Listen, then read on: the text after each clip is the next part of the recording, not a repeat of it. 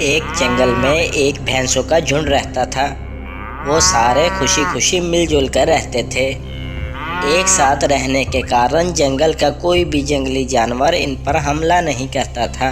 इसी झुंड में गौरी नाम की एक भैंस थी जो कि गर्भवती थी। गर्भवती होने के कारण गौरी को बहुत ज़्यादा भूख लगती थी, जिसके कारण वो खाने के लिए जंगल में अकेली इधर उधर भटकती रहती थी।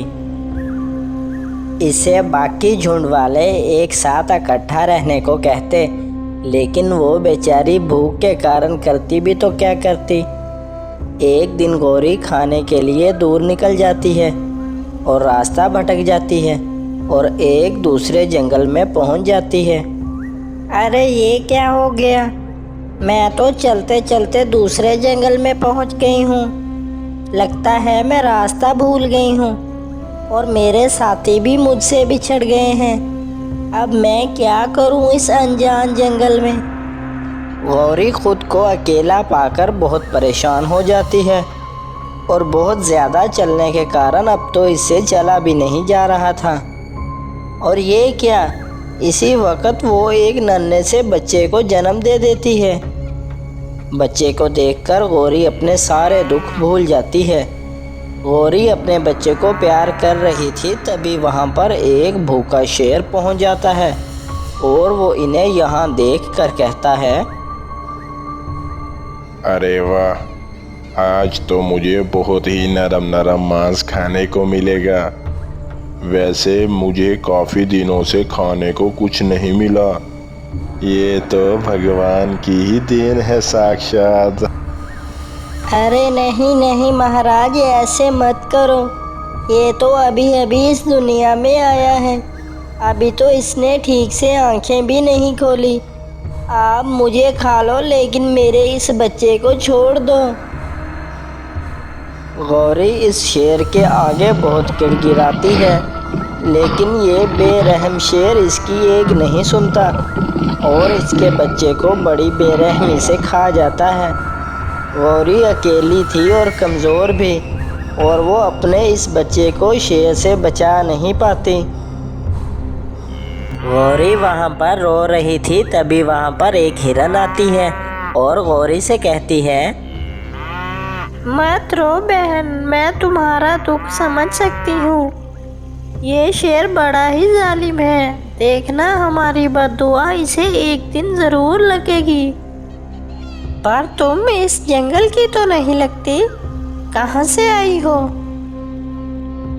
तब गौरी सारी बातें हिरन को बताती है कि वो कैसे रास्ता भटककर इस जंगल में आ पहुंची। तब हिरन गौरी को अपना दोस्त बना लेती है और वो भी इसी जंगल में रहने लगती है। शेर ऐसे ही हर माँ से इसका बच्चा छीन लेता था, लेकिन किसी में भी शेर से लड़ने की हिम्मत न थी। फिर ऐसे ही कुछ दिन बीत जाते हैं और गौरी फिर से एक नन्हे से बच्चे को जन्म देती है और इस बार फिर शेर इसके बच्चे को खा जाता है।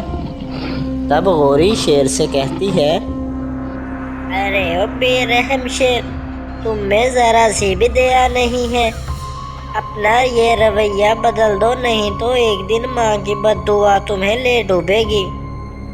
मुझ जैसे ताकतवर को कोई नहीं मार सकता और मुझे किसी का कोई डर नहीं। शेर ऐसे ही हर बार गौरी का बच्चा खा जाता था। गौरी इस बार रोने की बजाय इस शेर को सबक सिखाने का ठान लेती है। तब वहाँ पर हिरन आती है। इस बार हिरन गर्भवती थी। हिरन गौरी से कहती है, अरे बहन, इस बार फिर इस बेरहम शेर ने तुम्हारे बच्चे को खाया। इसका मतलब है अब मेरे बच्चे की बारी भी जल्द आने वाली है। ऐसा कहकर हिरन रोने लगती है। तब गौरी हिरन से कहती है, रो मत हिरन बहन, अब इस बार इस शेर को माँ की ताकत दिखानी होगी।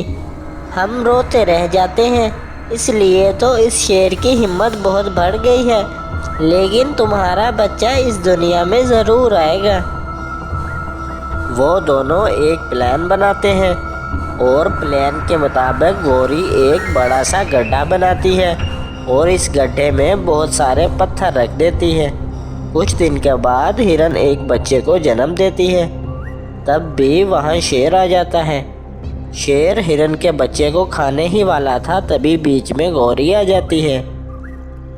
हट जाओ गौरी मेरे रास्ते से। तुम कौन होती हो मुझे रोकने वाली?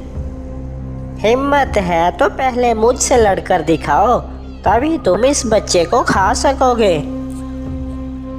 तभी गौरी और शेर में लड़ाई शुरू हो जाती है और फिर गौरी शेर को अपने पीछे भगाती है। गौरी भागते हुए इस गड्ढे के करीब आ जाती है और खुद इस गड्ढे से दूर चली जाती है। पर शेर तो इस गड्ढे से अनजान था, इसीलिए शेर इस गड्ढे में गिर जाता है। पत्थरों पर गिरने की वजह से शेर की हड्डी पसली टूट जाती है और शेर घायल होने की वजह से वहीं दम तोड़ देता है। इस तरह से बेरहम शेर से सारे जानवरों को छुटकारा मिल जाता है और सारे जानवर गौरी का धन्यवाद करते हैं। और फिर कुछ दिनों के बाद गौरी फिर से एक बच्चे को जन्म देती है और इसके साथ खुशी खुशी रहने लगती है।